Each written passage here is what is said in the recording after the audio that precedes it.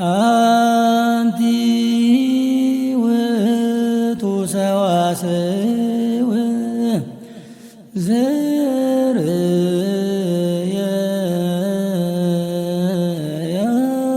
زريا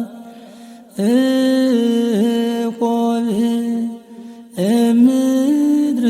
زي بس كسماي وملايت እግዚአብሔር ያርጉ ወይወርዱ ውስቴታ ሰአሊለነ ቅድስ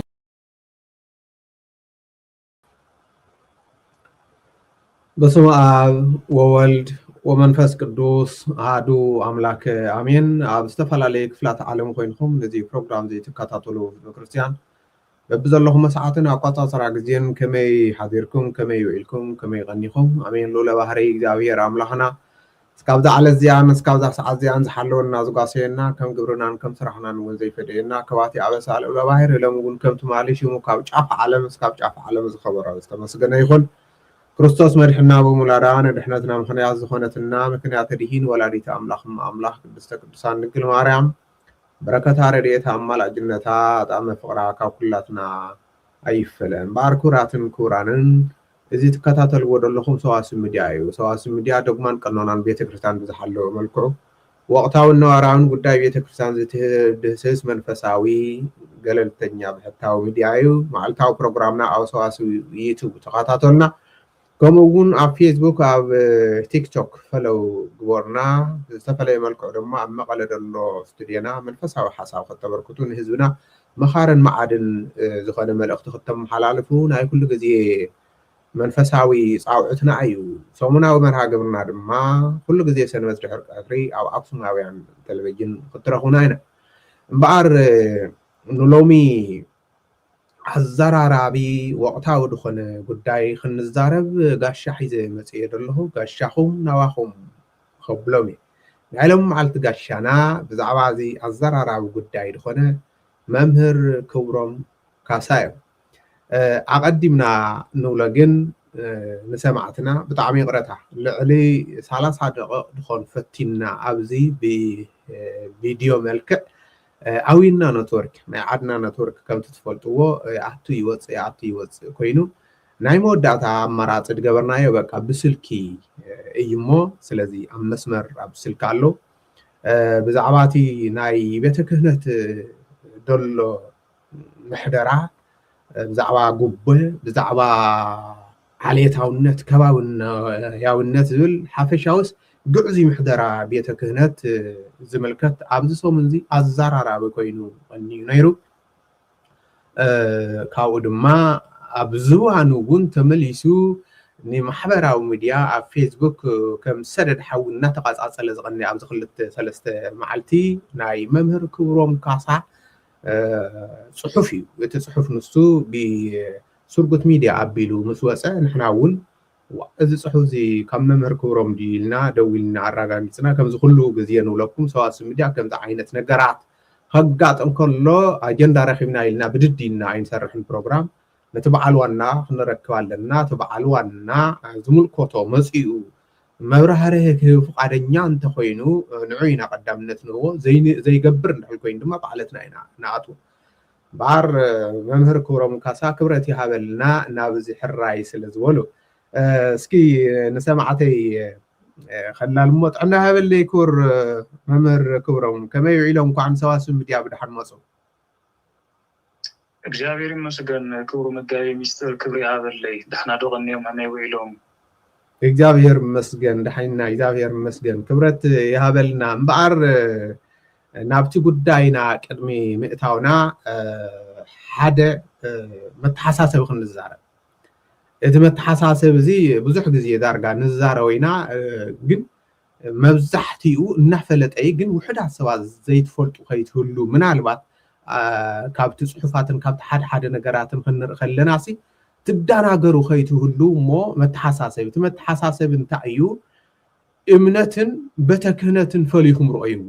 ኢና ንብል። ምክንያቱ ሓደ ሰባት ክንዛረብ ከለና ነታ እምነት ትፈርስ ዝመስሎም እታ እምነት ገለ ዓይነት መስሎም እዮም ልብሉ እምነት ኣይፈርስን ብክርስቶስ ኢየሱስ ዝመፀ ንኣምላኽና ንኣምን እዚ መርየት ዝሓሊፉ ሰማያዊ ቤት ኣለና ንብል ብሃዋርያት ዝተሰብከ ብሃዋርያና ኣበው ናብ ሊቃውንት ወሪዱ ዝሓዝናይ እምነት ትማለ ኣይተለወጠ ሎማ ኣይልወጥ ጽዋሕ ኣይልወጥ ስንዱ መንቅብ ዘይብሉ እዩ እምነትና እንታይ ደኣ ነቲ እምነት ንሱ ዝመርሑ ነቲ ምሕደራ ንሱ ዘስተኻኽሉ ዝተቐመጡ ናይ ቤተ ክህነት ሓለፍቲ ጌጋ ኣለዎም ኢና ንብል ዘለና እሞ ኣብዚ እምነትን ቤተ ክህነትን ፈሊኹም ክትሩ ኢልና ኢና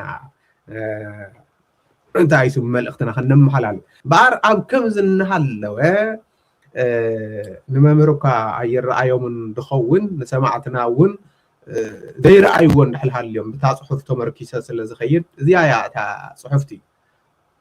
ብስርጉት ሚድያ ፖስት ዝተገብረት እንታይ እያ ትብል ካብቲ ሊቅ ዝኾነ ብንእሽተዩ ዓብዪ ብፍላጡ ትሑት ዝኾነ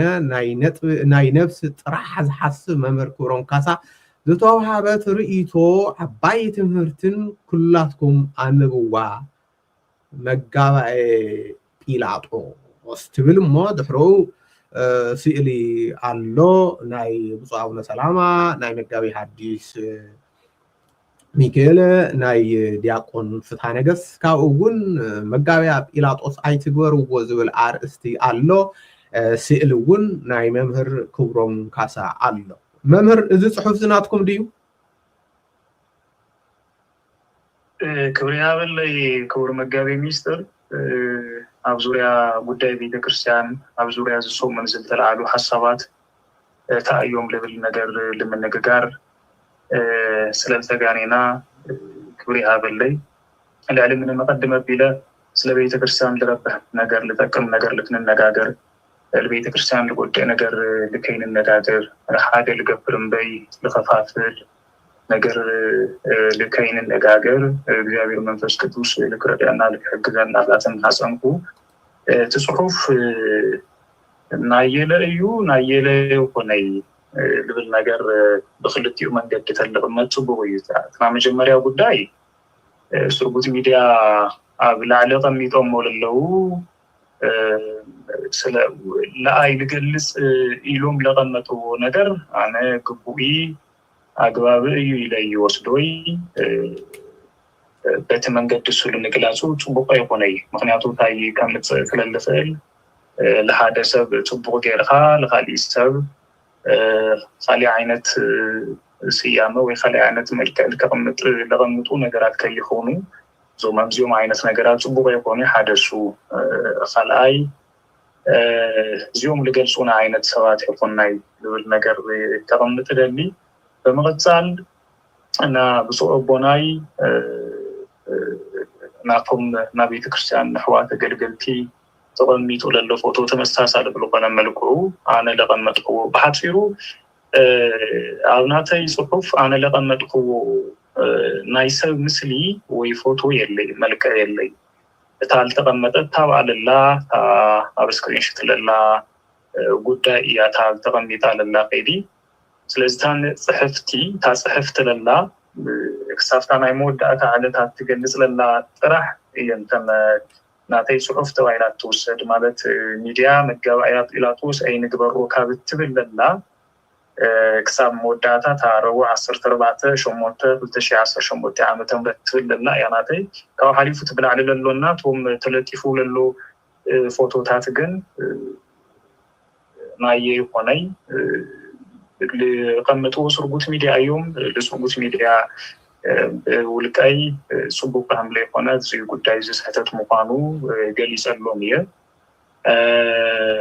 ተመሳሳሊ መስሐደ ሓደ ብዚ የፍት ስዕል ተቀመጡ አገልግል ተዋት መዋጊና ለና አብዙ ዙሪያ ዝልምልከ 00 ግን ተስዕል መቅማጡ ንሽይ ተነገር ለኻሊ ነገር መልካ ለክሕዝ ለገበሮ ኮይኑ ግን ምክንያቱ አፍተናተ ይገጽ ለተለጠፈ ሐቅ ለምንጋር ለራይ ወሰብ ነው ይልማል ባሉ በጣም ለከበድ ይዳጋ ምንም ነገር የነበረ ግን ታባ ብላል ተጻፈት ጽሕፍትና ተን ፎቶታት ምድጣፉ ላብዛ አይነት መልከ እዝልክ መጽ ገሩ እዩ ስለዚህ ንቶም አቦታት ግብረ መልስ ዝመስል ይኮይ እንደለ ዲሆም ትውለለሁ ልከዋ እምባር ናውቱ ዋና ሕቶ ኢና ክናቱ ናብቲ ጽሑፍ ናይ ባዕልኩም ካብ ኮነ ካብ ኣመንኩምሉ ብዛዕባ እቲ ጽሑፍ ምስቲ ስእሊ ምስ ተለጠፈ ካልእ መልእኽቲ እዩ ሂቡ ደሎ ንዓቶም ግብረ መልሲ እዩ ኮይኑ ደሎ እዚ ድማ ናተይ ኣይኮነን ስርጉት ሚድያ ድገበርዎ እዩ ኢልኩም ኣለኹም ስርጉት ሚድያ በዛ ኣጋጣሚ ኣካይዳኻትኩም ቁሩ ተስተኻኸሉ ጽቡቕ እዩ ንብል እምበኣር ኣብ ቤተ ክህነት ደሎ ምሕደራ ክንቃለስ ሎሙ እውን ደይኮነስ ድነበረ እዩ ነዊሕ ዓመታት ድወሰደ እዩ ምስሩ ዕላማና እውን ብግልና ንሕና እውን መንበረ ሰላማ ካብ ማእኸል ዓዲ ካብ ኣዲስ ኣበባ ናብ ትግራይ ክመጽእ ክንብል ከለና እቲ ብማእኸል ዓዲ ንረኽቦ ዝነበርና በደል ብትግርኛ ተመሊሱ ክንድገም ኣይኮነን እንታይ ደኣ ንጹህ ዝኾነ ሓቃዊ ምሕደራ ንክኸይድ እዩ ስለዚ እዚ ጉጉይ ዝኾነ ኣካይዳ ብዓልየተ ዘመድን ብጉበን ዝበስበሰ ምሕደራ ቤተ ክህነት ኩሉ ግዜ እውን ኣብዚ ንግስጾን ነቃልዖን ሱር ሰዲዱ ከም ዱባ ኣስፋሕፊሑ እናሃለወ ቀትሪ መዓልቲ ተቐሊዑ እናሃለወ ስጉር ዘይኮነ መምህር ክብሮም ግን ብመጽሓፍ ቅዱስ ጥቕሲ ኣምሲልኩም ነዚ ርኡይ ነገር ክትኸድኑ ዝፈተንኩሞ መበገሱ ጽሒፍኩም እንታይ እሺ መጀመሪያ ክውሰደለይ ልደልዮም ነገራት ሓሳብ መሃብ ሓደ ክርስቲያን ሓደ ኣማኒ ብልኾነ ይኹን ኣጋጣሚ ልመስሉ ሓሳብ ምቕማጡ ሞቲ ሓሳብ እሱ ኣብ ክልል ቤተ ክርስቲያን ክጠቅም ልኽእል ሓሳብ እዩ ኢልካ ብምእማን እንድሕር ኮይኑ ሓሳብ ምምጓት ልትሓሳብ እሱ ምቅዋም ና ልኾነ ይኹን ሰብ መሰሉ እዩ ልብል ነገር ክውሰድ ክኽእል ነይዎ ቅድሚ ኩሉ ነገር ግን ትንሽተይ ልኸብድ ነገር ታዩ ኣግባብ ብለይኮነ መንገዲ ክኾን ከሎ ንእሽተይ ከጸግም ክኽእል እዩ ዝብል ነገር ይወስድ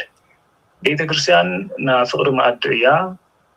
ለሎ ነገራት ኩሉ ጸገምም ተልዩ ኣብ ክሊ ፍቅሪ መሰረት ብምግባር ይክንገር ለለዎ ልብል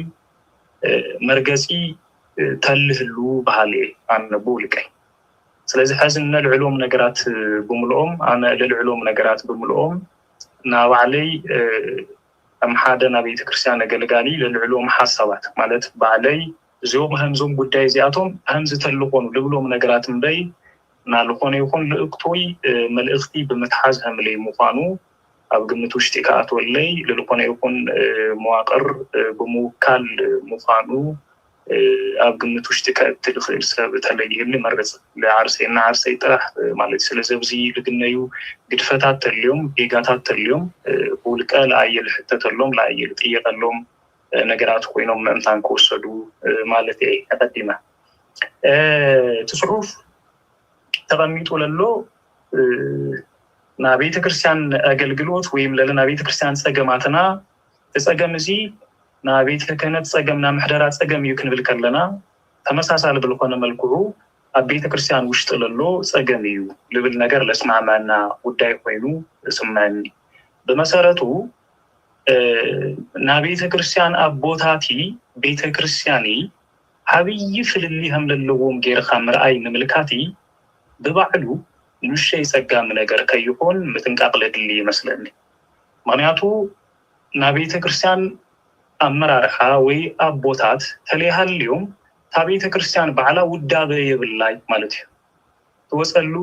ተኣትወሉ መርሃ ግብሪ ስርዓታት ትፍጽመሉ መርሃ ግብሪ ምስጢራታት ትፍጽመሉ መርሃ ግብርታት የብላይ ማለት እዩ ብመሰረቱ ስለዚ ኣብ ክልዚ ብጣዕሚ ልተረሓሐቁ ኣካላት ጌርና ካብ ምርኣይ ክንቁጠብ ክንኽእል እኔና ልብል ምልከታ ኣለኒ ወይ ነጽሮት ኣለኒ ኣብዚ ጉዳይ እዚ ስለዚ ትና መጀመርያ ልቀድም ነገር እሱ እዩ ስለዚ ኣብ ክልዚ ታ ምስ ቤተ ክርስቲያን ልተሓሓዙ ለቤተ ክርስቲያን ልመርሑ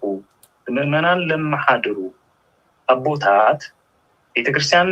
ከመሓድሩ ሓደራ ብልተዋሃቦም ልክዕ ክዋፅኦም ክእሉ እዮም ልከይዋፅኦም ክእሉ እዮም ኣብዚ ኸይዲ እዚ ግን ኣግባብ ብለለዎይ ለቤተክርስቲያን ብለይጎድኢ መንገዲ ለጸላእቲ ሕሊፍካ ብለይዋሃበሉ መንገዲ ሓሳብካ ምግላጽ ሓሳብካ ምክፋል ጽቡቕ እዩ ኣብ ክሊ ሰነድ መረጋገጺ ኣብ ክሊ ሓቂ ኣብ ክሊ ፍቅሪ ተመርኪዝካ ክኾን ከሎ ትክክል እዩ እማኒ ጽቡቕ እዩ ነገር ግን ነንባዕልና ላብ ሚዲያ በመውፃእ ነንባዕልና እንትን ህገብሩ ልኽእሉ ነገራት ላኾነ ክኸድ ከሎ ንእሽተይ ከየጸግም ልብል ነገር ኩሉ ግዜ ነልዕሎም ሓሳባት እዩ ንምንታይ ለጸግምና ለቤተ ክርስቲያን ኩሉ ግዜ ብድሕሪት ኮይኖም ክወግእዋ ልደልዩ ኣካላት እነዩ ለቤተ ክርስቲያን ክወግእዋ ካብ ልደልዩ ኣካላት ለምሳሌ እዚ ማለት ውሽጢ ቤተ ክርስቲያን ለለው ስለ ቤተ ክርስቲያን በመቆቋር በመሕሳብ በመጨናቅ ሓሳባት ልህወም ለለው ግምት ውሽጢ ላእተውና እሱ ሃምለን ርደን እዩ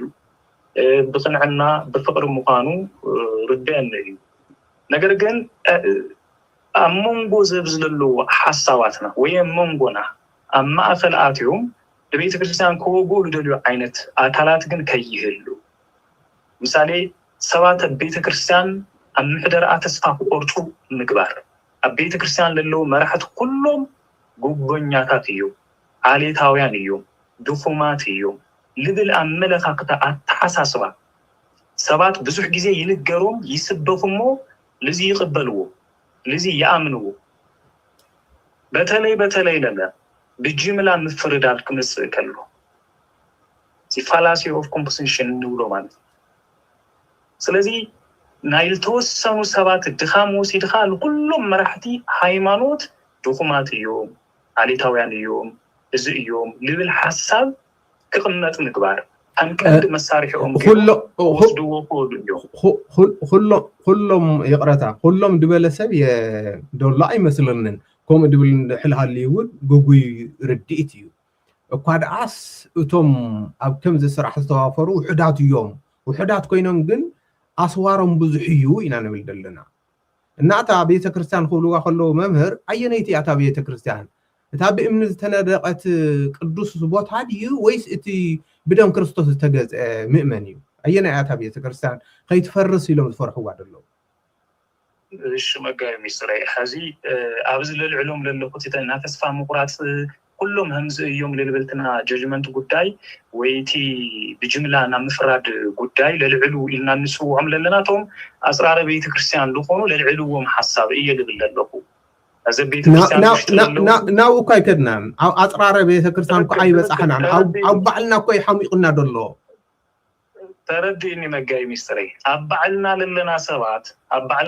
سوات إذا لا بدك كنوس أو كلنا لبلس أزو قداي زبزل له حيزهم سوات تسفالو كقرصو كابل قبروا لهم من قدتات حادز إيو إيالي بلله بعلنا زنوس أمو يهو إزو كوي بهاللو يهو إزو كوي بونلو يهو ليبلنة النيو يهو دخمة النيو عليتاونة النيو لبل نقر لا بدك كوتس كلو زيا أنتلتيلهم زيا حيزهم هاي البحال خيدون يوسي لخونا سر كتطفو تدل تقوينها بتالي ايديولوجيو كتطفو تدل تقوينها عملها قطوع تحساسو تمرتو كتطفو تدل تقوينها مجمريا لتسابسو تطفو تسابسو مساتفا اخايو مساصلا لا اخايو حساو حماقيو حساو تبالع ايو حساو همزيو لبل لملها قطاي تحساس ويني اذا نفلطو نغري أنن صرزب زللو أبيت كريستيان للو بوتات اندحر أصلالينا قوينا همدليتنا اندحر نورد تقوينا همدليتنا نناقر تقوينا همدليتنا اندحر نزنتل تقوينا يلبل للوكو أب كل زل تصحف صحفيو لممر إقالة لأبا إقالة لإقالة لتصحافي لتسند ينقر يقوني حافشاوي ملغت التواوي تصحف زي بمسارتكو وهبكالو إذا مسارات مستجبر إلو للو حزم سبات تسفى بقولتو مستجبرو لجورو أكلاتني السولي جمر كاوش تماي كابد جيبوني لمسكو بيت كريستيان مركب انديا لك عنانوه مركب انديا كاوش تماس مع نصوص تانيوا كابد جمر نصوص تانيوا كابد جتر حكو يبوني كاوش تيجمر سلس سبات كاوش تلك جمر كجورو قوليو كاوش تجمر نجر لا بدك الكوت يجورو مالتي حري يزابع تسعابيك الزاوع تقورو بمنتا إلى الزاوع مراحة دحرهم زقينهم أبيتك نزل لهم حدراء أزي تقينهم ስለዚህ ትምህርት ለዚህ እገለ ለመሮ ትምህርት አነ ይቅበል ቢድ እገለ ይቆል ቢድ እገለ ይሳለሚ ልብል ሰብ ይበዝሕ ዶ የሎይ ሐዚ እዚ ልምንጩ ካምንታ እዩ ካፍቲ ሐዚ አይነት ለዓሉ ለለው ሐሳባት መሰረት ሆነ ስዕል እዩ ስለዚህ ዋላ እንሃለው ሰውና ደፊና የንخدي ሞዴል ከመሰኩም የመጋይ ሚስጥራይ ነገር ግን አንተ ወቀደመ ቢሎም ልጠይቁዋ ነገርም እግረ መንገድ ይቆስዳ ቤተክርስቲያን ነን ያ አየኔት ያታ ቤተክርስቲያን ትባልና ልብል ነገር ቆስዳ ያለ ከዛዝ ያለ ቤተክርስቲያን ትባል አማኒ ትቤተ ክህነት ቤተ ክህነት አካል ቤተክርስቲያንም በይ ከቤተክርስቲያን ለተቆረጠ ስጋ ወይ አካል ይሆን ሓደ አካል ቤተክርስቲያን እዚ ክንርዶ ይልግበና ቤተ ክህነት ከአካል ቤተክርስቲያን ክንቆርጦ ይብልናይ ቤተ ክህነት ባሉ አካል ቤተክርስቲያን ቤተክርስቲያን ውሽጥ ለሎ አካል በሕማቅ መንገድ ክልዓል ከሎ በሕማቅ ነገር ክትቸት ከሎ ታ ቤተክርስቲያን መህም ትቸክልላ ተአካልም ሓደ ልቆሰለ አካል ህምልልና ኢና ግምት ውሽጥ ክነትለልና ስለዚህ የተልቆሰለ አካል በህመይ ከንሕክሙ ንኢና ኢልናይና አውሽጥና ንሕክመሉ መንገድ ክንፈጥር ለለና እዩቲ ኮሆን ልግቦ ሐሳብ እንደህር ለሐመን ኢልና ንስዎ ስለዚህ ቲቪ ቤተ ክህነት ባዕሉ አካል ቤተ ክርስቲያን ይሆነይ ቤተ ክርስቲያን ገርና ክንጽውዖ ይብልናይ ልብል መለኻቅታ በገዛ ርሱ ግድፈት ለለው መለኻቅታ ትክክል ይሆነይ ስለዚህ ታ ቤተ ክርስቲያን እንብላ ለኩሉ ለተአማንለ ለቲ አመራር ሐለሉ አካል كل ز بحبرتنا بيت كريستيان إلنا نسوه ونياتو عنتو مقميته بيت كانت ليبلا بيت كريستيان خبيديو كوهارة جميرو لمسا مواقر يجي كساب حزن لقصل له لقصالم لقصل مواقري تمواقر زك حمم كله بهامي نحكمو إينا كنبلك للنا أيو هذا حكيم لحكم حمم تنيو كحكم كله سي أوشتي أب كلينيكو وشتا تيدي لحكمو لا بدق أوتيو بدلو ويم حمامهم لوزع ايو انت اللي جابو اذا تقوينو قستي لصلاي مصبالي لهون ثم صلاتي اذا كنهم كلنا انا عيسرا نغرات كنتقص نخينا ازي ነገር ዘብዝለሎ በመሆኑ حزل ፍጠር ለሎ ነገራት በመሆኑ ለቤተ ክርስቲያን ለበጽሐ ሐደጋ عيسራ ነገራት ከጠቅስ ለየ አብ ክልዞም ነገራት እዚው አብ ክልዞም ጉዳአታት እዚአቶም እተካይዳዚ ለቤተ ክርስቲያን ለጠቀመ አካይዳ ይሆን ለቤተ ክርስቲያን ለጠቅመ አካይዳ ታዩ ልብል ነገር ዳሐረክን መስቆይና አይለት ስፋይደብር ጥቦ አብትናይ እምነትን ቤተ ክህነትን ፍልሊ አለዎ ኢልካም ዝራብ ግድፈት እዩ ደወልኩሞ محدران እምነትን ሓደ እዩ ክንብል እንድልኮይና ኣብዚ ከኸደና እውን ኣይክእል ነቲ እምነት ዝመርሑ ኣብ ቤተ ክህነት ዝመርሑ ኣቦታት በብመዓረጎም በብሞዮኦም በብዕድሞኦም ክብር ኣለና ነገር ግን ነበርቲ ይኮኑን ልክዕ ናይ ወዲ ሰብ ዕድመ ገደብ ከም ደለዎ ብግዜ ይመፁ ብግዜ ድማ ይኸዱ ኣብታ ዝነብርዋ ግዜ محدرا يبالاشو لو خنول كلنا دمان كلهم አይኮነ እታ እምነት ግን ካብ ክርስቶስ ተረከብናያ እስካብ ለማዓልቲ ሓንቲያ አይተቀየርን ዶግማ ሓደ እዩ ስለዚህ ነዚ ጉዳይ እዚ ድማ ውሑዳት ኮይኖም ግን ነቲ እምነት ሰብ ንኽጸልኦ ነቶም ኣቦታት እውን በኣቶም ምኽንያት بوحدات مخنيات نخل بعلم ما نخصلع زغورو زلو فلينا خنور يلنا خستخاخل علو مينا نبل دلنا ስለዚህ خستخاخل እንድሕል ኮይኖም ድማ እቲ ጌጋ ወጪኡ እንሃለወ ንሕና ክንሽፍኖ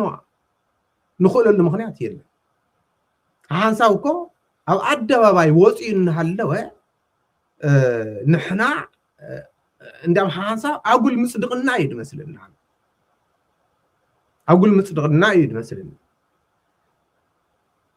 دكتور انت حمومسي أو جزء أيز حكم مري أو دقي كنن لكم ممهر ናይ ዶክተር ዓይነት ኣተሓሕዛ የለን ኮይና ንብል ዘለና ናይ ዶክተር ዓይነት ኣተሓሕዛ የለን እንታይ ዳ ኮይኑ ደሎ ገሊኡ ዝምልከቶ ገሊኡ ዘይምልከቶ እዩ ዝኸውን ዘሎ ገና ሓደ ምሁር ክመጽእ ከሎ ኣለልይዎ እዩ ዝበሃል ዘሎ ከባቢ እዩ ዝሕተት ዘሎ ትምህርቱ ኣይኮነን ዝሕተት ዘሎ ሞያው ኣይኮነን ዝሕተት ዘሎ ብቕዓቱ ኣይኮነን ዝሕተት ዘሎ ወይ ሰብ ክህልዎ ኣለዎ ወይ ገንዘብ ክህልዎ ኣለዎ እዩ ዝበሃል ዘሎ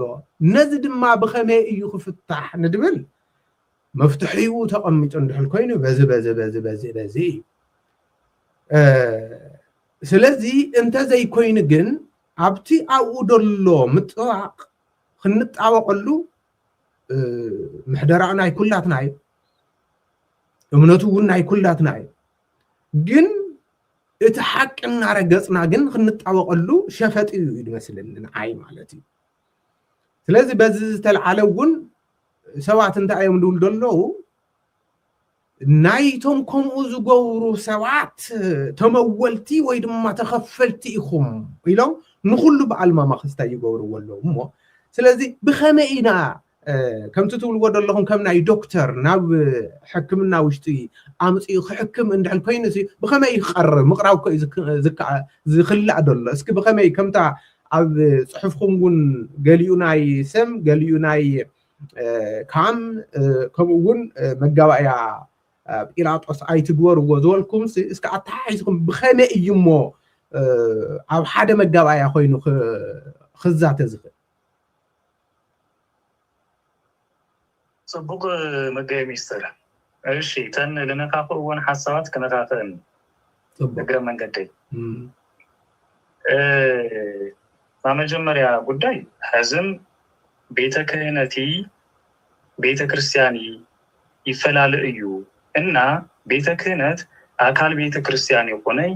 ክልቲኦም ዓበይቲ ፈላላይ ዘለዎም ሓሳባት እዮም ስለዚህ አንቶ ልበልክዋ ነገር ሕዝም ልደግማታ እዩ ቤተ ክህነት አካል ቤተ ክርስቲያን የሆነ ላብልብል ምልከታ ሐሳብ ከነኸድ ይብልናይ ቤተ ክህነት አካልታ ቤተ ክርስቲያን እዩ አካል ትብልሞ ግደፍዋ እምነትን ቤተ ክህነትን እምነትን ቤተ ክህነትን ኣብዚያ ሞ ንተኣማመን ሓደ ንሕና እንታይ ኢና ንብል ዘለና ንምሳሌ ብምሳሌ ማናቱ ክልተና ክርክር ዘይኮነስ ብዙሓት ከታተልዎ ዝምድያ እሞ ንምሳሌ ኣብ ናይ ፖለቲካ ርድኢት እንታይ ኣሎ ሓደ ናይ ፖለቲካ መራሒ እንድሕል ሕማቕ ኮይኑ እቲ ሰብ እንታይ ይድገብር ነቲ መራሒ ወይ ከስተኻኸል ወይ ንክቕየር እዩ ድፅዕር ኣይኮነን ዲ ኣብ ናይ እምነት ክኸውን ከሎ ግን ነታ እምነት ዝመርሕ ነታ ቤተ ክርስቲያን ዘመሓድር ክጋገ ከሎ ምእመን ቀልጢፉ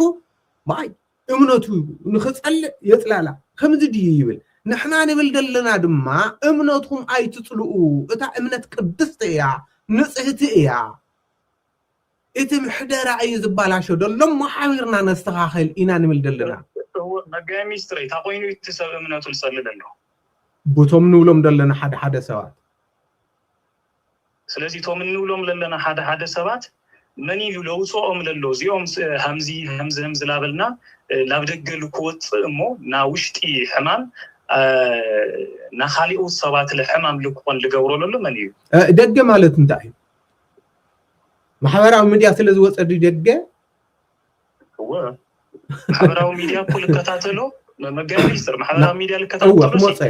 ኦርቶዶክሳዊ ሰብ ብቻ ይኾነ ጽቡቕ ኦርቶዶክሳዊ ብቻ ይኾነ ልከታተሎማ ይኣማን እንዮ ደገ እዩ ላቢ ኣማን ክኸድ ከሎ ላብ ደገ ኢና ሰዲድናዮ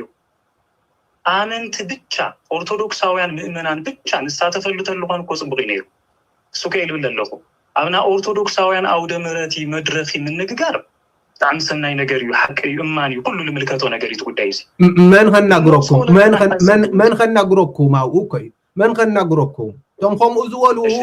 ብላዕሊ ስልጣን ሒዞሞ ስለ ዘለው ጉባኤ ክፅዋዕ ኣይክእል ሊቃውንቲ ክሳተፍዎ ኣይክእል ኣብኡ ብሕጭ ክትብል ኣይትኽእል ክትሰበኹካ ከም ድልየትካ ዘይከኣልካ ኣብኡ ከመይ ገይሩ እዩ ሰብ ከምዚ ዓይነት ሓሳብ ከልዕል ስለዚ ኩላ ኣብዚኣ ደላ ንቅሓተ ህሊና ይብልዩ ስለዚ ንሕና እንድሕል ጠንኪርና እንኳን ዶ ከምዚ ዓይነት ጥንካሬ ካልእ ኣማናይ ከኣቱ ይትረፍማ ታይድ ዕዘብ ደለኹ ኣብ ማሕበራዊ ሚድያ ሓደ ሰብ እኳ ተበዲለ ኣለኹ ክብል ከሎ ኣብቲ ማሕበራዊ ሚድያ ኣበይ ከባቢ ከዓይብል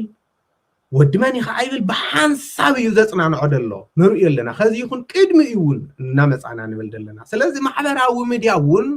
ንቅሓተ ህሊና ንህዝቢ እዩ እምበሪ ከም ሕማቅ ኣጋጣሚ ንሪኦ እውን የብልና ኒና ክንብል ይቐፅሉ ኣፍተን ልበልኩመን መጀመርያ ኣነ ሪፍሌክት ትገብር ሓር ለለሶም ኣፍተን ልበልኩ እውን ሕቶ ተልዩ ኣብ ክልሱ ወይም ክትሕዝዎ ትደልዩ ነገራት ተልዮም እንትንገሮ እሺ ሕዚ ብዓፈሻ ካብ ድሕሪትን ግላዊ ቅድሚትን ላወልኩ ንእሽተይ ብዙሕ ነገራት ስለነካኩ ሳተን ብገዛእ ርእሰን ዓበይቲ ነገራት እዮም ኢለ ስለዝወስድ ክንወስዶ ልግባአና ነገርማ ሕዚ በደል የለይ ፀገማት የለይ ችግር የለይ ልበል ኣብቲ ፅሑፍ ከምኡ ልብል ነገር የለይ ምሕደራ ፍፁምነት እዩ ለሎ ፍፁም ምሕደራ እዩ እኒኦ ትክክለኛ ምሕደራ እዩ እኒኦ ልበለ ኣካል የለይ ሓር ዝኾነ ኣካል ምቁርቋር መይኮነ እንጂ ብሓፈሻዊ እዩ ኣብ ምንታይ ለሎ ቤተ ክህነት ይልገልጽ ለመን ቤተ ክህነት ይልገልጽ ኣይኮነ እቲ ፅሑፍ ብሓፈሻ ናብ ቤተ ክርስቲያን ኣቦታት ልብል ነገር ይልገልጽ ለቤተ ክህነት ኣቦታት ልብል ነገር ናንሕድሕድ ናብለሎ ኸይዲ ምክንያቱ እምተዓምቶ ልበልክዎ ለቐመጥ ነገር ስለዝኾነ ሕዚ ስለ እታ ኣየና እምነት እያ ገለ ልብል ነገር እሱ ካሊእ እዩ ቤተ ክርስቲያን እዩ ኢለ ዓንቶም ሕዚ ቤተ ክርስቲያን ቤተ እምነት ቤተ ክህነት ብሓደ ኣካል ቤተ ክርስቲያን እዩ ልብል ነገር መጀመርያ ይሰመር ኣብዚ ንስማዕ ማዕነና መጋይ ሚስጥር ቤተ ክህነት ኣካል ቤተ ክርስቲያን እዩ ልብል ነገር ዝውሰዱ ማንም ሰብ ክወስዶ ዘለዎ ነገር ካሊእ ኣካል ይኾነ ሓደ እዚ ንዚ ተተሓሒዙ ኣካልና ክሓምም ከሎ ኢልና ለልዕልናዮ ነገር ለምሳሌ ሕዚ ዶክተር ክንኾን ልግበአና ንሕና ኢና ክንሕክሞ ልግበአና ተሓካክማናሲ እዩ ኒኤቶ ትሕማም እኒኦ እንድሕር ኢልና እንሕክመሉ መንገዲ ተሓካክማ እዩ ሕዚ ከነጋግረና ለለኩ እሱ እዩ እተንብኣል ተቐመጣ ነገራት እሳተን እየን ላብ ሙፃእ ልብል ነገር ላብ ደገ እንትን ምግባር ልብል ነገር ግን ላብ ደገ ሙፃእ እዩ ላብ ሶሻል ሚድያ ሙፃእ ማለት ላብ ደገ ሙፃእ ማለት እዩ ምስ ምንቃሕ ልምልከት ለዓርስና ክንንቃሕ ከለና ክኾን ከሎ ይፅቡቅ እዩ ምስኡ ተታሒዙ ግን ብጎድኒ ልመፅእ ነገር እኒኦ ምናልባት ንፀላኢ ነቐብሎ ሰይፊ ከይህሊ ሕዚ ሓደ ክንክሕዶ ለይግበአና ነገር ሲ እዚ ጉዳይ ዝስ ንፀላኢ ነቐብለሉ ሰይፊ የለይ ምባል ከቢድ እዩ ንዝርዝር ንኽእል ኢና ፀላኢ ካብዘን ጉዳያት እዚኣተን እንደይ ሰይፋም ዝተቐበለ ነቐምጥ ንኽእል ኢና እልፊ ሰይፍታት ተቐቢሉ እዩ ፀላኢ ብቻ ይኮነይ ኣብ ጫፍ ዝነበሩ ኣመንቲ በዚ ጉዳይ ዘብዝለሎ ደጊምማ ልውሉ ክህሉ እዮም እዩ ተሓሳብ ሕዚ ታ እዩ እተሓኻኽማ መንገዲ ሓደ ንግበሮሞ ልታ ቤተ ክርስቲያን ልጠቅም ነገር ነምፅእ ክጉዳእ ልግብኦ ሰብ የለይ እወ ጉቦ ክኹነን እዩ ልግብኦ ዓሌታውነት ክኹነን እዩ ልግብኦ ስርቂ ክኹነን እዩ ልግብኦ እዚ ልኩላትና ልተሓሳሰብና ልጨንቐና ነገር እዩ ግን በህመይ ዓይነት መንገዲ ኢና ክንኩንኖ ልግበአና ልብል ነገር እዩ ተዓብዪ ነገር ኮይኑ ልስምዐኒ ላእየ ወይም ክንሕክሞ ልግበአና ልብል ነገር ንምንታይ ይመስሎ መጋይ ሚስጥር አንተ ወላ ገለጽኮ ነይረ ኣብ ማሕበራዊ ሚድያ ልወፅእ ነገር ኣብ ውሽጢ ለለው ብዙሓት ሊቃውንቲ መራሕቲ ሃይማኖት ለቤተ ክርስቲያን ህም ልጎድኡ ተገይሩ ክግለጽ ልኽእለሉ ኣንፈት እኒአው መልክዕ እኒአው ክብሪ ቤተ ክርስቲያን ምትንካፍ ክኾን ይኽእል እዩ ምክንያቱ ውሽጣዊ ፀገማት ማለት ናብ ባዕላ ናታ ቤተ ክርስቲያን ፀገም ናብ ቤተ ክርስቲያን ፀገም ማለት እንታይ ማለት እዩ ሕዝለ ናብ ቤተ ክህነት ፀገም ሲ ሓደ ናብ ቤተ ክርስቲያን ፀገም እዩ እዚ ክፈላለ ደውል ኢሉ ለለኹ ኣነ ስለዚ እቶም ብእምነት ክመፁ ልደልዩ ሰባት ክሰናኸሉ ክርሕቁ ይገብር እዩ ሓደ ልፀላእቲ ዕዳል ምሃብ እዩ ኢለ ክልተ ቤተ ክርስቲያን ክትዳኸም ከላሲ ወይቲ ምሕደራ ክዳኸም ከሎሲ ላብ ማሕበራዊ ሚድያ ክወፅእ ከሎ እቶም ሓበሬታታት እሳቶም ኣብ መጥቃዕቲ ክጥቀምሎም ዝኽእሉ ኣካላት እንኤው ንፍልላይ ይፈጥር እዩ ያው ሕዚ እኮ ኣብ ክልተ ሰለስተ እኮ ኣፈላላያት ተፈጢሩ እኒኦ ንምንታይ እዚ ብውሽጢ ክኾን ልግብኦ ልብል ኣፈላላይ እኒኦ ለምሳሌ ብዙሓት ሊቃውንቲ ዝልብሉ እኒኦ ብዙሓት ኦርቶዶክሳውያን ኣመንቲ ዝልብሉ እኒኦ ኣይ ኖኖ ክወፅእ እዩ ማልግብኦ ህጋንፂ ማልግብኦ ከምዚ ጌርካ ላ ማሕበራዊ ሚድያ እማ ክኸድ ልግብኦ ልብል እኒኦ እዚ ባዕሉ ተፈላላይ ዝፈጠረልና ሓደ ነገር እዩ ክኾን ልኽእል ስለዚ እዚኣቶም ክበኣእሱ ዝገብሩ መንገድታት እዮም ልብል ነገር ነጠልጥ ድሕሪኡ ኮፁ ከለው ለለ ንጹር ለሆነ ነገር ሙሳይ ንጹር ለሆነ ነገር ሙሳይ አስተላላይ ክፈጥር ዘል ቤተ ክህነት ክንብል ከለና ኣብ ቤተ ክህነት ውሽጥ ልመን እዮም እንየው ልመን ይሉ ከዛ ሐሳብ ዝ ልመን ይሉ እምትልበሉ ውሑዳት እዮም ይብልለው ስለዚህ ልቶም ውሑዳት ብምንታይ መንገዲና ክንትሕዞ ልግበአና መዋቅርኔና ይብልናይ መዋቅር እሱ እንድሕር ለየለ መዋቅር እሱ በመይ መንገዲ ክንፈጥሮ ንኽእል እቶም ውሑዳት እዚኣቶም ተኮይኖም እቶም ውሑዳት እዚኦም ልመን እዮም መርትዑ ከኔና ድዩ ብልውሉ ጉዳያት ኣብ ግምት ውሽጢ ብምእታው ሕዚ ልረይኹም ሓደ ነገራት እዩ ለምሳሌ ብጾቦናውነ ሰላማ እንኦ ልረኢናዩ እንኦ ውሽጥና ባዕልና መንበረ ሰላማ ሚሎ መቐንቢጦም እንዮ እንድሕር እንኦ ኮይኑ ታማ ገብር ለው ውሽጢ ኮይኖም ብጣዕሚ ልሕዝን ነገር እኮ እንታይ ድዩ ኣብ ደገ እንትን ምግባርና ሓደ ተኣሽሙ ኮይኑ ኣብ ውሽጢ ለሎ ቦታት ህምለሎ ይናገር ኣለው እንድሕር እንኦ ለቐምጥዎ መፍትሕታት ታዩ ተኮይኖም ለይእርምዎም ተኮይኑ ተውሽጢ ለሎ ነገር ክዕረክ ክስተኻኸል ዝኽእለሉ ኣጋጣሚ መፍትሒ ለይቕመጥ ለኣየ ስለ ነገሩ ንኣነታ እየ ዝገብሩ ለሓደ ስለ ነገሩ እሱ ታእዩ ዝገብሩ እንኦ ልበሃል ለሎ ኣብ ውሽጢ እተ ውሽጢ ለሎ እና መፍትሒ ዋና ኣካል ክኾን ልግብኦ ስለዚ እተ ውሽጢ ለሎ እንኦ ላበለ ላውፅአ ድሓር ተዓንትወን ላበልናዮም ዝነበርና ዓይነት ነገራት ክፍጠር ምግባር ክፍተት ክፍጠር ምግባር እሞ ድሓር ብዘመና ልካህናት ተፃረፍቲ ዝኾነ ወለዶ ካህናት ይሳለሚ ልብል ወለዶ ኣብ ትግራይ ለለዎ ቦታት ኢሉ ብሓፈሻ ኣብ ትግራይ ለለዎ ቦታት ልኹንን ወለዶ ላተፈጠረ ክኸድ ከሎ ከጨንቀና እዩ ልግብኦ ከም ሓደ ኢሹ እቲ ለየጨንቀና እዩ ትልበሃል ለለው ልላዓሉ ለለው ሓሳባትም የገድሰና የጨንቀና እዩ እዝም ለግን ከም ሓደ ሓሳብ ይቅመጥ ኣለው ሕዚ ለይተስማዕማዕናሉ ነገር ታ እዩ ኣተሓኻክማና ከም ይኾን ልብል ነገር እዩ ኣተሓካክማና ከም ይኾን ልብል ነገር እዩ ኣብ ክሊ ዘብዝለሎ እዩ ልሪኦ መጋይ ሚኒስትር ጽቡቅ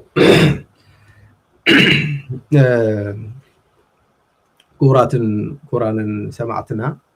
ዝለዓል ዘሎ ዓብዪ ነጥቢ እዩ ፀገም ኣለና እዩ ብኸመይ ንሓክሞ ብኸመይ ነስተኻኽሎ ንፀገምና እዩ እንታይ ድዩ መሲልኩም መምህር ወይ ድማ ኩራት ሰማዕትና እውን እዚ ጉዳይ እዚ ብውሽጢ ንክስተኻኸል ስለዘይተኸኣለ እዩ ናብ ደገ ድወፅእ ዘሎ መምህር ናብ ደገ ድወፅእ ዘሎ እቲ ኣብ ደገ ዝርአ እዩ እቲ ብሚድያ ዝዝረብ እዩ ብሚድያ መልሲ ክረክብ ዝግበር ዘሎ ወይ ድማ ኣብ ሚድያ ኣጀንዳ ዝኸውን ዘሎ ስለዚ ብውሽጢ ተንሕክሞማ ብውሽጢ ተነስተኻኽሎማ እንታይ ኣዛረበና ስለዚ እንታይ ኢና ንብል ዘለና መጀመርያ ክንጅምር ከለና እውን ተዛረብኩዋ ካብ ላዕሊ ካብ መንበረ ሰላማ ካብ ላዕለዩ ስለዘይተስተኻኸለ ንታሕቲ እውን ወሪዱ ክቋፃፀር ስለዘይከኣለ ኣብ ጉባኤ ይኹን ኣብ ናይ ጥቅምቲ ይኹን ኣብ ድኾነ ይኹን እውን እንተስ ካብ ተወከልቲ ምእመናን እንተስ ካብ ሰንበት ትምህርቲ ቤት እውን ኣሳቲፉ ከዛቲ ዘይከኣለ ናይ ሊቃውንቲ ናይ ገለ መጉደፍዎ ስለዚ ብኸመይ ነገር እዩ ክሕከም ብኸመይ ነገር እዩ ክበል ስለዚ እዚ ጉዳይ እዚ ክስተኻኸል ስለዘይከኣለ ብውሽጢ እታ ሓንቲ ደላ ኩሉ ሰብ ኣማናይ ነቲ ጌጋ ፈሊጥዎ ጌጋ ከፈሊጥዎ ማለት ወይ እምነቱ ክፀልዩ ማለት ወይ እምነት ካሕደግ ማለት እኮ ይኮነ ነቲ ጌጋ ክንቃለሶ ኣለና ነቶም ከምኡ ድገብሩ ደለዉ ሰባት ናብ ምስትኽኻል ክኣትው ኣለዎም ኢና ንብል ስለዚ ብምንታይ ክሕከም ትብልዎ ዘለኹም መምህር ብውሽጢ እዩ ክሕከም ኣለዎ ትብልዎ ዘለኹም እስኪ ናትኩም ርእይቶ እስኪ ኣቕመጡ ብውሽጢ ብኸመይ ነገር እዩ እንድሕር ሊቃውንቲ እውን ዘይእከቡ ኮይኖም እንድሕር ኣጀንዳ ሒዝካ እውን ካብ ታሕቲ ወሪዱ ክዛተየሉ እንድሕር ዘይተኸኣለ اندحل اتحجون كاب بلعل رقيقون تحت وريدو اندحل سراح زي جمرة بخمي إذا تخبر بخمي يحكم تبوك هذا مسارتاوي نجر لمثالي وشتو اندحر لتحكم ليقونا اندحر وشتو تعي ليقونا أزين كنحاسو لقبقنا نجر عامت لقون قلت عامت 3 عامت لما حضراو ميديا وصانا يو لو خالي نجر وصانا يو كستخاقل لخيل منهم نجر إلو أنا زي لامن ونياتو لفلت نجر سللقونا للرأى نجر سللقونا مالتي نجر جن أو كلي مرد دائي حق حيزقا تحرلت حق زبزللو فقر بالتملؤ من قد جيرها أوش تللو أبوتات أبزو زوري على مثالي للعالو نجرات النيو أفتي ميدياتات كابل تلعالو وسؤالنا سلاما كابل العلوم نجرات سرعات تقنيت له أما حادر دم بالمثالي تقنيت له أما حادري تسرعات شو لم مريت لي ورد له مخنيات تحيو أبدأ له سمسيدو لم مريت كورد قين مالت كفتي أبديت كنت للو مواقع خروسا للو مالتي جيو مسيو كورد له خير قين السو كورد لي خير له من قد تحيو السو لم مريت توريدو أوش تللو نجارات بعلو تبيت كنت عند حركة صار اللي يخيلونا عند حركة استغاثة اللي يخيلو خلقت بالتفادي من قدي خيدنا وين ديو أنت نجورو اللي خيل من قدي أنت فتعنت ولا على يوم اللي نبرنا نجارات لأن أنا نفسي تمثال وسلست تمثال أنت رسم نساء مالتي فزي تتختالي تي تمرح للو ومن أنا بحفش على اللو كله تمساس على عينة من فقط حساس وايد لي أفتمرحنا للو أكالي أبتحت للو منفساوي تنكار برتعي أفل إذا مالتي أبتحت للو لبلس أتنكار للو وسوي اللي مالتي يبني كل خير حافش إلى للو ስለዚህ ካብዝ መንጽርነት ሆን ልግቦም ነገራት ትናመ ጀመሪያ ከቀራሩና ልግቦም ሐሳብ በዘመን ገድዝስ ከንቀራረብ ይንخيل ለምሳሌ ትና حز ተላዕሉም ለለው ነገራት ሲ ምስቤተ ከነት የቀራረብና ዲዩ ልበለጽ ይለራሐቅና ስላብነት በመይ መንገዲና ነሪው ቶም ሐዚ ንላዓሉ ለለው ቶም በዝሐዝ ለለው መንገዲ መንፈሲ አምስም ምሕዳር ልበለጽ ልክ ንቀርብ ላፍቱ ምሕዳር ይልበለና ويس لذلك كافت من محدار القرر انتاي ስለዝኾነ እዩ ኸቅርበና ዘይከኣለ እዚ ኣብ ምዝራብ ኣብ ማሕበራዊ ሚድያ من محدار زياده خرحقنا ዝደል እንታይ ስለዘለዎ እንታይ ስለዝኾነ تعانت ولا بالخول نوركم نجارات ስለለሉ ለምሳሌ ላብነት ሓደ ካብዚዮ ሙሽጥ ላብነት ሓደ ታዮም መጋቢ ሚስተር ሰብ በማንኛውም አይነት መንገዲ በባህሪው بفقر كتقروا كلخاي بخاي من قد كتقروا كلخاي حاجه يكون زي ግልጽ ነገር እዩ ስለዚህ ክንቀርዎም ልግበአና በጥበብዩም አቦታትና ላብልና ቀሪብና ክስተኻኸል ልግቦ ነገር ዕድል ልኩዋሃብና መምሪ እዚ አሞ ምልምማጽ አይነት ያ ታትበሃል ደላ ማህበራዊ ሚዲያ ደላ በቃ ምልምማጽ ናታቶም ተልአእኽትን ሙኻን خد أبو زول خاتخيد خوف أبو بل أبتبهله خوف يبهال إذا أكو إيه تبهال للأمو إذا أمو خان مالتي هاي بتحتنا متيار من المماس يغني تحتنا يفغري من المماس تجير كترجمي اللي ما جاي مستري مس معري كونت نديات بصحنا تذكري ولود بمنصر ولود الناس قرب أبوها مبوها قرب لقبا أنا قريب لكعمت ቅዱስ ጳውሎስ ለወሎሲ ቶም ኣብ ስልጣን ተቀሚጦም ለለው ኣብ ወንበር ተቀሚጦም ለለው ኣብ ሐላፍነት ተቀሚጦም ለለው ከነኽብር ክንእዘዝ ልግባእ እዩ እቲ መጽሐፍና ልብለና ሸፍት ቆሮንቶስ መልእክት ተቀሚጦ ወለው ቅዱስ ጳውሎስ እዚ አግባብ ለለው ነገር እዩ ኣብ ክል ዘብዝ ለለው hamደቅ ኮይና ላፍቶም ቦታት ቀሪብና ለምሳሌ አን ሐዝታይ ላይ አምን ትና መጀመሪያ ጉዳይ ክንውሎ ልግባእና ና መጀመሪያ ጉዳይ ተልህሊ አቦታትና መድረክ ፈጠሩልና ክንነጋገር كلمتينا لول حبراوي همز عينت من قصاصات لمثالي غيرنا دينا كنا قطتا لاوزوم غداي زياتهم اتينا لنا ድሕሪኡ ኣብ ውሽጢ ቤተ ክህነት ለለው ሕዚ ቤተ ክህነት ወይ ምሕደራ ክበሃል ከሎይ ኣብ ውሽጢ ዝለለው እዚ ኢልካ ምንጻር ኣፈላላይ ለድልዮም ነገራት ለእዩ እሱ ኣንኸይድ ስለዚ ቶም መድረኻት እሶም ላተፈጠሩ ክኸዱ ከለው ቶም ሕቶታት እሳቶም ምምጾም ለይቀር ነገር እዩ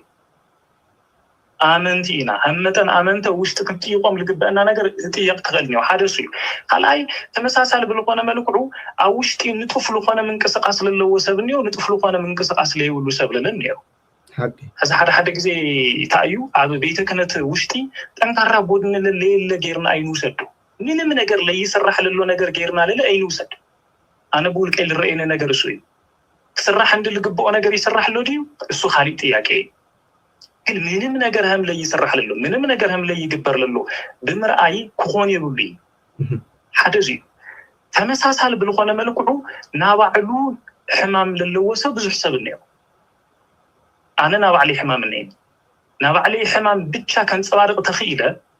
ናባዕለይ ጉዳይ ብቻ ክገልጽ ተኽኢለ እዚ ለለ ካሊእ ነገር ይኮን ልኽእል أقدم كتحساسون لجباني سلطانا بيت كريستيان قد يكون لجو مالك سلتي مؤمن لقربلو للو وانجيلي سبقلو للو بأقواو تلجب كتتصمل لجبا نجر يتتصمل للو لبل نجر أقدم يمتصمو حريز يوم لكي يمسوا الجو نجرات حسوات المخبر عبي أنا عندهم حزب للو خناتات قدم حزب كابلنا برا قيدي من محياشات النور اللوم يوم بقربات حسابات تجلس للو بقربات نجرات انتم تجاوبوا له بزي ساعتي للو ስለዚህ ታይ መጋይ ሚስጥር ተሐሳብ ዚ ለመቅራብ መሰረት ለሆነ ንቡልቅ አይክሪኦ ከለቁ ኣብ ቤተ ክርስቲያን ሲ ጉድለት የለ ፍጹም ለሆነ ምሕደራ አይኒ ማለት ይሆነ ኣብ ቤተ ክርስቲያንስ ካልኦት ነገራት ምሕደራ ውሽጢ ማለት የለይ ማለት ይሆነ የበሉ ኺለ የለይ ለየበልናይ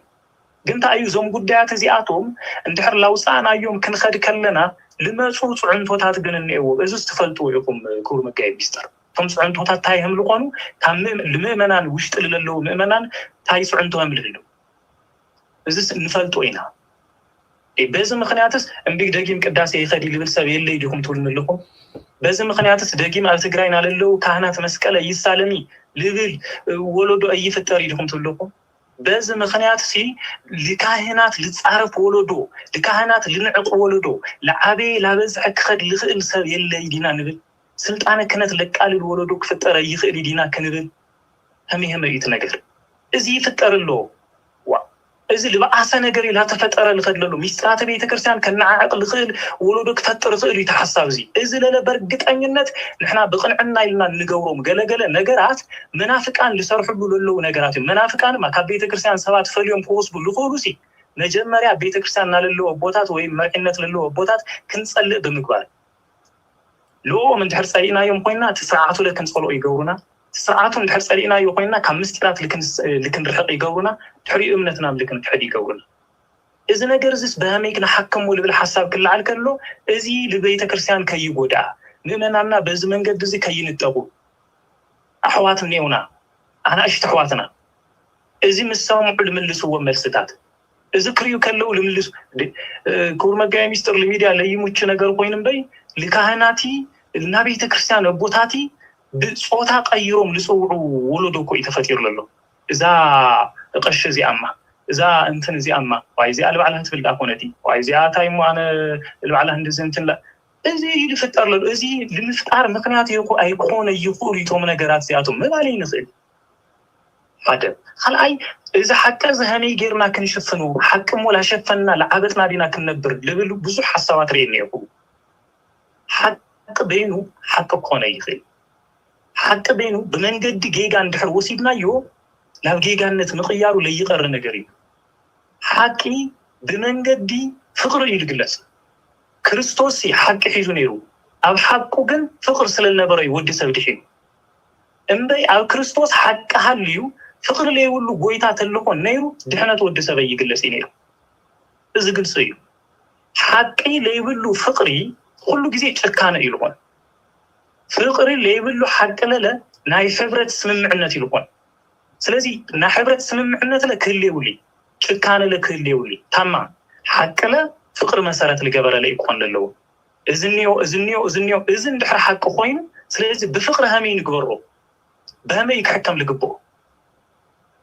نا بيلاطوس الدبابة مالت تاي مالتي ጲላጦስ حقسي تأيّايو ጥያቄ ጠይቁ መልሲ ሰምዓይ መልስ ከይሰምዐ ግን ላብ ደባባይ ወሲዩ ተህዝቢ ናቦይታ መልስ ለከይሰምዐ ሃይ ማለት ፍቅሪ ልብል ነገር ሓዲጉ ርህራህ ልብል ነገር ሓዲጉ ብጭካነ ፍርድ ተፈሪዱ እዚ ከይኾን حزت تعيد في التر للكور مجابي ميستر أنا للرأين للو بزح جزء أو سوشيال ميديا نلعلوم حسابات اللي متعنا بمنصر زي كل علوي ولوم يدبل نجار نقمت أنا بقول كيكريو كله نجمع كسي قرب يحريو بزح حساب لتخصصه يسمعمو وصاني يوصل تخكليو يبل يحريو تخصص رئيته كهذا يسكال زي بزح جزء نريو زيهم بزح جزء نملكته من نجارات السوشيال ميديا نملكته من نجارات زياتهم ስለዚህ ለቤተ ክርስቲያን ለጎደ ነገር ከይህልኝ ልብል ይተሐሳብ ነገር ግን አፍተ ጽሑፍ አፍተ መልካት አፍተ ርዲ እና መሕደራ ጉድለት የለይ እዚ ጸገማ ዘብዝሉለ የለይ ልብል ነገር ግን ተቀመጠ ኸይድ የለይ ለገለቤተ ክነስ ጥበቃ በመቋን ለኻሊ ነገር ጥበቃ በመቋን ይሆን አብ ክልል ቤተ ክርስቲያን በመሐሳብ ለምእመናን በመሐሳብ ልብል ነገር አብ ግምት ውሽጥ በመእታው ተልኾን ጽቡቅ እዩ ድሓር አብ ደገለለው መናፍቃን እዚ ሰምዑ ከለው ኮር ሐምሐምላው ቁል ሐድሩ الفئياتهم إذا كلاتنا نفلتينا أنت أنا بوجني جن نبي تكنت دموزتنيا يكون قوي ناتويا بيت كريستيانم دموزتنيا يكون قوي أما نم نبي كريستيان حد ولود بقولك أي مالت بترفات لبيت كريستيان عبلم لقبل أكال يكون قوي خليهم لقبر نجار يكون قوي بلبيت كريستيان بتعلم اللي تنعظمي بلخيل نجار حاجز لقبر لخيل توسنت مس دخنتي مس قلتي مس بدلي أقلقلوتي أفتان لنقساقسلن خيد مالتي ስለዚህ حوسي ጥብቅና ምፍራት حوسي لشفت لخالي ነገራት ምሕባእ ተገይሩ ተለይ ውሰድ ጽቡቅ እዩ ስለዚህ እዚ እንድሕር ሓቀ እዩ ዘይ ትኽክል እዩ መንገዲ ዘብዝለሎ ንብል ተቆይና ሓሳባት ይምጽ ጸገም ይውልይ ሓሳባት ከመጽኡ እዮም همزي ልብል لتحسب ንመጎቶ لسبب تارجيت مقبار صبق لقونا نجاري إلى يأمني أنا محزم بمعنى أقل الولا ومحزم زي بالنجاري فاني حتى شاوي الولا حتى شا حزس للتر على كيفنا قدم حزل النبرة نجار حزم للو نجار الولا وإذا قعدت أعمل في فيسبوك تحب بزح عامتاتي يتمليس كور مجاي ميستر لمن تاي زوم همزي يوم عينة نجارات قدم حزم مش سينتن أنا بقولك أي هم استلعين نقالات اللي فلتها بزح سبعة سنة للعالم كركر سنة البزح تقطع سنة البزح تعرف فيسبوك لتر كركر يتقطع أو سنة القري أي نو كاز من در ذكر حقن إنيلا حكى لمن نجار شو مش عامة ملوء فيسبوك خيرتات أي نبر خير حري قدم خلته سموني مساء قلنا قوينو زكوا دايز بسر الوقاتي مفتقد تسمون مالتيو بذكر لبالهم بزنتم لبالهم نجارات تليو أقرب من قدي يكرتاك حتى تيدلي ምናልባት ግን ሐሳቢው ለተሐሳብ እሱ ጉድለት ተልኝ በዝ ተአረመሉ እዚ ዝተራኸሉ ማል ተቀበል ኽልየ እሱ ይኾነ ማለት እዩ በጣም ጽቡቅ ቅር ዘወለ ሰብ እንተሃሊ ይقرታ ሓትት ኣለኹ ማለት ናይ ለባማት እዩ ናይ ሓቂ እዚ ናይ ለባማት እዩ በጣም ዝድገፍ እዩ ካብኡ ቀፂሉ እውን حد أحوات كمتي نريد نورنا أو تمحبرها ميديا ناي بيتكنت تخفالي ويدم ما دموزتنيا ويدم ما تبقى زي مسلم زنبرون قلت غيرهم ما أنا ناي بيتكنت يكون ناي أطبيا يكون دموزتنيا يكون يلكم قول قلت غيرهم اللهم تايدا كمتي نساتهم بمحبرها ميديا غير خايز فتح الكاتهم تقال عود لهم أنا دما بوشت خوين خايو دفتح زبل كابدلني رؤيته عيون دبل وسيدنا لنا كم هي تجنزي بدلهم أبتنا يمود أتنا بيلاطوس ذل ألهم مع بدع الله من جوايا بيلاطوس أو أنت أي تسقيلو أو تسقلك حق كوي تسقيلو أو دتفردكو فقر كوي كريستوسكو فقر كوي بعلو حقي ስለዚህ ነተሐቂ ንኸይትወፅእ ዕወጥ ድብልዋ ስለዚህ ሎም እውን ዕወጥ ድብልዋ እውን ሓቂ ክዛረብ ከሎ ሰብ እዩ ሽዑ እውን ናብ ጲላጦስ መጋባእያ ዝወሰድዋ እቶም ናብ ቤተ ክህነት ናይ ላዕለዎት ሓለፍቲ ዝነበሩ ሃናን ቀያፋን እዮም እንታይ ስለ ዝኾኑ እዩ ሁላትና ንፈልጦ ኢና ንዓኹም ጥቕሲ ይኮነን ግን እቲ ኦዲየንስ እዩ እንታይ ስለ ዝኾኑ ክንብል ከለና ክርስቶስ ጌጋ ስለ ዝነበረ ይኮነን እንታይ ዳ ጉድለቶም ይዛረቦም ስለ ዝነበረ እዩ ካልእ ኣይኮነንኩም ቤተ ጸሎት ትሰመይ አንትሙሰ ረሰይኩምዋ በአተፈያት ወሰረቅት ኢሉ ብጭጉራፍ ከም ዘባረሮም እዚ ደኣሞ ከመይ ገይሩ ንሱ ከሎ ንሕና ክንነብር ኣይንኽእልን ሰብ ክንዕቐና እዩ ሰብ ከዋርደና እዩ ስለዚ ክጠፍእ ኣለዎ እዮም ኢሎም ክስቀል ኣለዎ ኢሎም ፍቃዱ ናይ ባዕሉ እኳ እንተኾነ ክስቀል ከድሕነና ክመውት ክትስእ ቤዛ ክኾነና እኳ ናቱ ፍቃድ እንተኾነ ምናይ ወዲ ሰብ ስልሒት ግን ከምኡ እዮም ኣትልዮም እንታይ ስለ ዝኾኑ እዩ እንታይ ኢልና ጌጋ ስለ ዝነበረ ይኮነ እንታይ ዳ ስለ ዝተቃወሞም እታ ክፍኣት እዩ በቲ ግዜ ንሱ ድማ ክርስቶስ ኢየሱስ ብዝናይ ሎሚ ርዲኢት ክንብሎ ከለና ሚድያ ማለት ኮይ ኣብ ጎቦታት ወፅኡ የምህር ነይሩ ኣብ ገምገም ባሕሪ ወፅኡ የምህር ነይሩ ሰብ ኣብ ዝተኣከቦ የምህር ነይሩ ንስኻ እዚ እምነትካ ኣይብልን ንስኻ ኣይሁዳዊ ኢኻ ኣይብልን ንስኻ ኣረማዊ ኢኻ ኣይብልን ንስኻ ምሽጥር ናይ ፈሪሳውያን ክተውፅእ ኢኻ ኣይብልን ንኩሉ እዩ ስለዚ ንሕና ንብሎ ዘለና ድማ ነዚ ገና ንገና መናፍቃን ከይሰምዑ ኢልና ንፈርሕ እንድሕል ኮይና በቃ ኣብቲ ጉዕዚ ምሕደራ ብጣዕሚ ሰርሲሩ ኣትዩሎ የርዕደና ኣሎ ማለት እዩ ሓደ ማሕበራዊ ሚድያ ማለት ሎሚ እንታይ እዩ ክንብል ከለና ሕድሕድ ሰብ ኣብ ገዝኡ ኣትዩ ይደል እዚ ክንብል ከለና ክቡራት ኣቦታት ካህናት ኣው ብፃን ሊቃነ ጳጳሳት ንኩልኩም ከም ዘይኮነ ደጊምና ደጋጊምና ኢና ንብል ዘለና ነገር ግን ኩሉ ግዜ ከም ንብሎ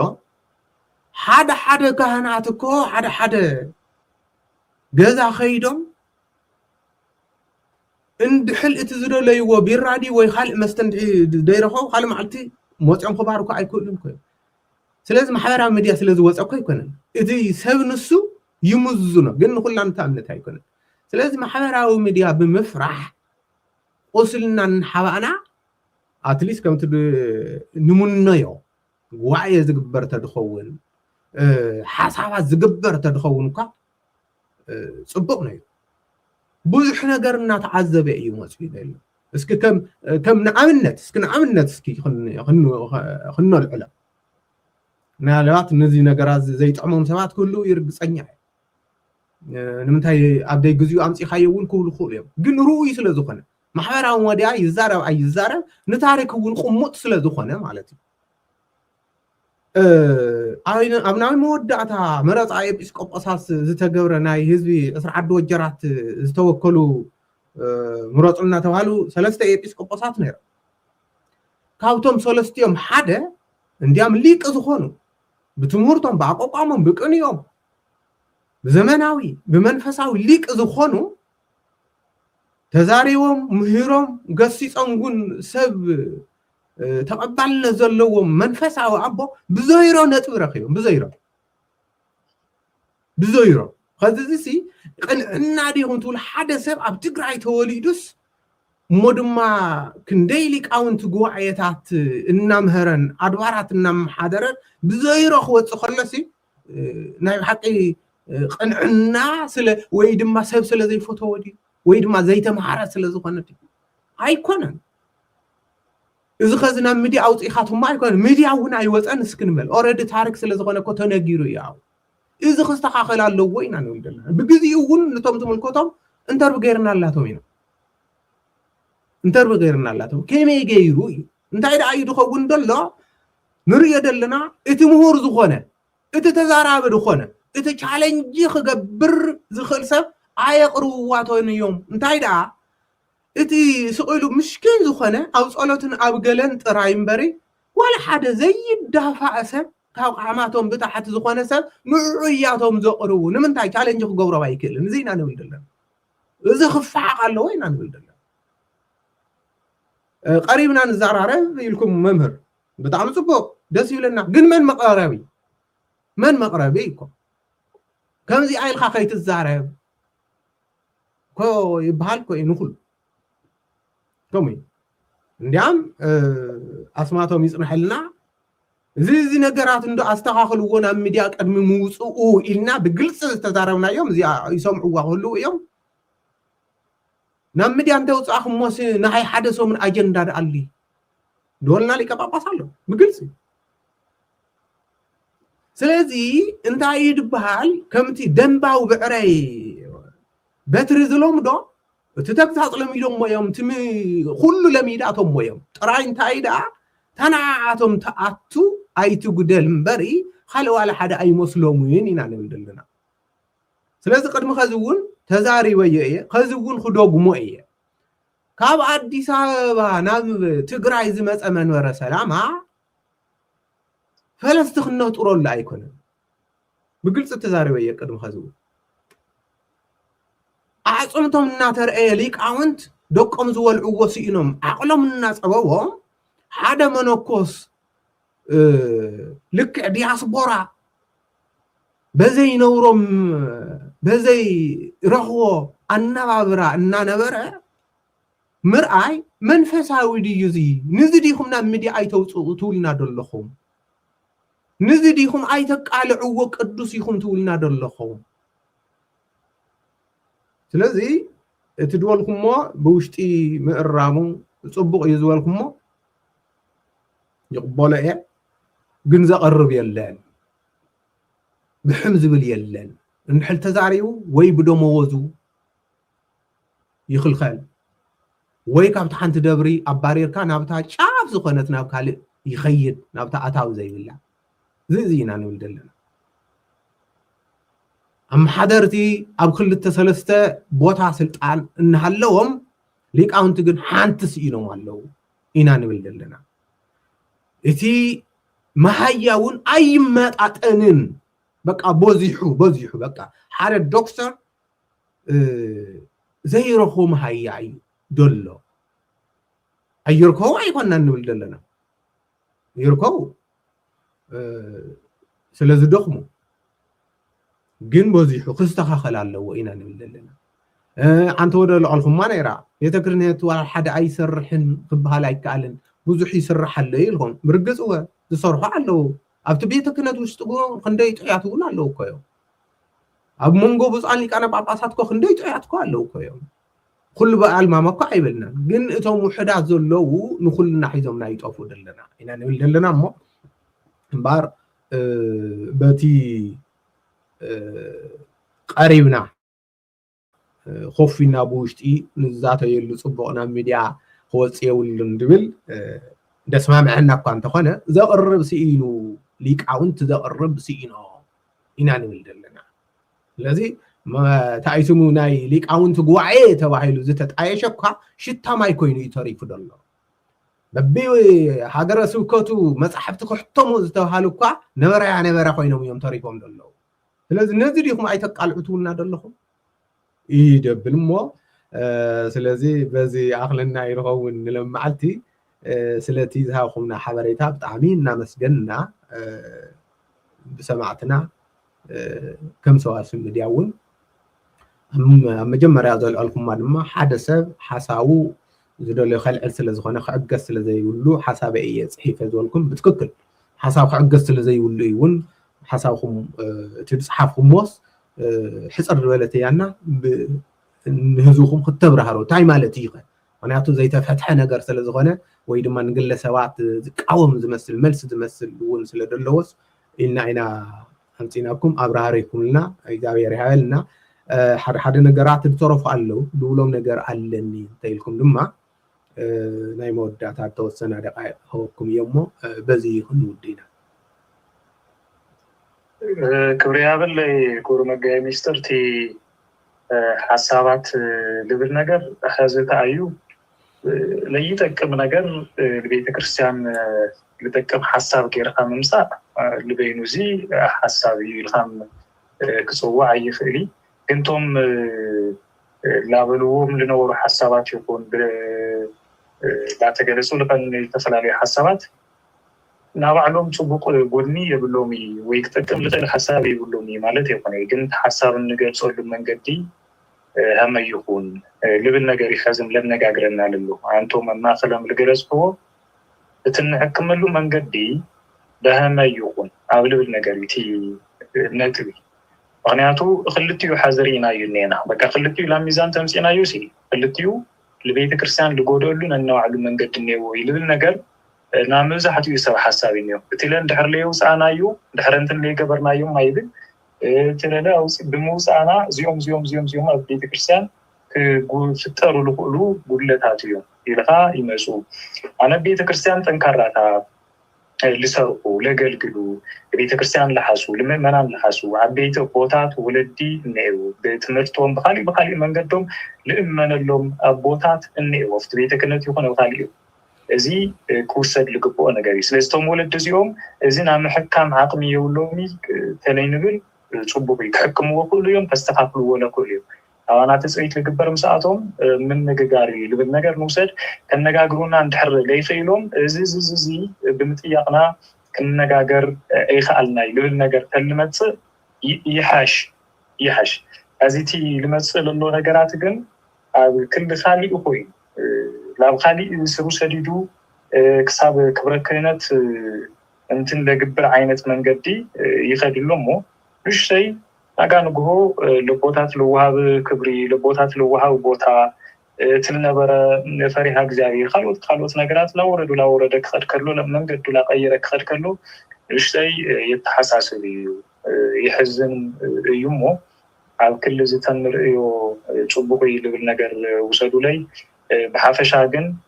اللي عامل تفلالو عينة حسابات النيو عبيت كريستيان وشتغل له أبوتاتن لزوم قداي زيوم سيلوم شاري لهم كحرفوهم كيقونسي استي زيوم يلعال اللومو بهمي عينة من قدي نارمهم هم لتلعالو حطوتاتن كرم بالخير من قدي تمساسالي إذا بمسمعو للشبر إذا بمسمعو للجناقص إذا بمسمعو لبوتاتي لكبرة كنتي خالي مرسلهم لنا بيت كريستيان اللي هو ملك قتالات حتى لا ورد الخرسب ممتان كرم اللي ممتان من قدو كستراتن نبل نجار أو قمة وشتيهم عبي زعابا قينو للنجاجر له من قدي تلف الترصب بويو أب محبراو ميديا للو حواتحات تمساسال بالقنا ملكو عاوزو زوريا ولا بمجنا يكون بخالي من قدي زتة اللي قدروا سفح ولا زتة أينا أيلهش بمن مارت تلقون أينو تمكرتات موسى قال إيكا كالقلوت أبيات كريستيانات لو متصبوا بيتي لندنا يو جيزي بهمي نفتحيو بهمي انت نقدر أبوتات لهم زعينة سجمات كل عالكلو تعينة مفتحية قمتو نيرو اللي بالنجر نقماتي كالي اللي بالنجر موسى تحر من الوقت تعمل بوحد سو بيتكنتي الخاب حافشالو كله موساد بحافشالو بملو انت المقبار خبيد نجر كي يخوننا زياتهم لولو هاوسي دقي منا تتنريهم بدن بتنحاسو اللهم لبالنجر تلو سد صبوغيو سلازي عاب كل زي يرأى لزي الملكات حساب لللوم أي دموزتين يصل للقونو زع سل للقونو لبال ملسي مهاب لخالي إلى لخالي عينة حساب مهاب جن بيشتي صبوغ لقنا نجر يقونين كله لبيت كريستيان كم حساب تلعال أيو لبالنجر وبدمي توشتي ناتي حدا للا لبيت كريستيان كم حساب كيقونس بخالي من قد كم صبوغ أكلاتهم للوجن أبدمي توشتي نأتي لكله للتحاور عينة من قد تلقون صبوغ لبالنجر نيمي ስለዚህ ክብል ደሊ አሞዳታ ክብሪ ሃበለይ ብጣዕሚ ጽቡቕ ከምዚ ዓይነት ዝተፋለየ ሓሳብ ምህላው ባዕሉ ከም ጸጋይ ቆጽራነ ከም ጸጋይ ምክንያቱ ግዴታ በታናተይ መሽረብ ክትፈስስ ኣለካ ዝበሃል እምነት የብለይን ከምዚ ዓይነት እንዲያም ኩሉ ግዜ ንጽውዖ ከም ሰዋስው ሚድያ ዝተፋለየ ሓሳብ ታልኩም ዝኾነ ይኹን ሓሳብ ዘለካትኩም ሰዓት መጽኢኹም ተማያየጡ መጽኢኹም ሓሳብኩም ኣፍስሱ ንብል ኢና ስለዚ ናይ መምህር ሓውና ክብሮም ካሳ ሓሳብ ሰሚዕኻትኩም ኣለኹም ማሕበራዊ ሚድያ ስለዚ ወፃና ኣይፍታሕን እዩ ኣይፍታሕን ብውሽጢ ይህን ምን ንባሃል ብውሽጢ ንናበብ እዩ ደሎ እምበር ናይ ሎማዓልቲ ፕሮግራምና ኣብዚ ወዲና ኣለና ርእይቶኹም ኣቐሙጡልና ካልእ ክልዓል ኣለዎ ዝበልካትኩም እውን ክንልዕል ኢና እምበር እግዚአብሔር ኣምላኽ ንህዝብና ንዓድና ንቤተ ክርስቲያንና ሰላም ምርግጋዕ ይፍጠረልና እግዚአብሔር ኣምላኽ ደለናዮ ሰዓት ብጣዕሚ ከቢድ እዩ ብኩሉ ኣይጠዓመና ብመንፈሳዊ ይኹን ብዓለማዊ ኣመራርሓ ይኹን ብኩሉ ህዝብና ኣብ ሽግርን ኣብ ስቃይ እዩ ደሎ ስለዚ ንሕና ደዛረበና ደሎ ድማ ኣብ ቤተ ክርስቲያን ቤተ ክህነት ምሕደራሲ ነዚ ኣረጋጊዑ ነቲ መንእሰይ ዋሓስ ክኾኖ ይግብኦ ነይሩ ኢና ንብል ኩሉ ግዜ ስለዚ እግዚአብሔር ኣምላኽ መፍትሒ ካብኡ እዩ እሞ ኣብዚ ትሰምዑ ዘለኹም ድማ ከምዚ ዓይነት ሓሳብ ክልዓል ከሎ ቀልጢፍካትኩም ተስፋ ትቆርፅሉ ዘይኮነስ ወይ ኣቦታት ከምዚ ድዮም ኢልካትኩም ብሙሉኦም ብኣልመማ ክትወቅሱ ዘይኮነስ እቲ ኣብ ምሕደራ ጌጋ ደሎ ነቶም ጌጋ ዝገብሩ ክትፈልጥዎም ኩሉ ግዜ እውን ንብሎ ንምሳሌ ኣብ ደገ ኣብ ዓረብ ሃገር ኣብ ገለ ደሎ ሰብና ደው ኢልካ ንስሓ ክሕተት ከሎ መጀመርያ ገንዘብ ስደድ ድብል እንዳል ኮይኑ ጌጋ እዩ እዚ ከምዚ ኢና ንብል ዘለና ኩሉ ግዜ ጌጋ ምዃኑ ስኢልካ ብዓብዩ ኩሉ ጥራይ ኣይኮነን ቀስ ብቀስ እውን ንቃሓተ ህሊና ብዓብዩ ኣየናይ ጌጋ ኣየናይ ትክክለኛ ኣቦ ክትፈልጡ ኢና ንቃሓተ ህሊና ንሰብኽ ዘለና ማር መምህሬ ክብረት ያህልና ዝነበረና ግዜ ኣብዚ ወዲና ኣለና ወስብሐት ለእግዚአብሔር ደሓን ሁኑ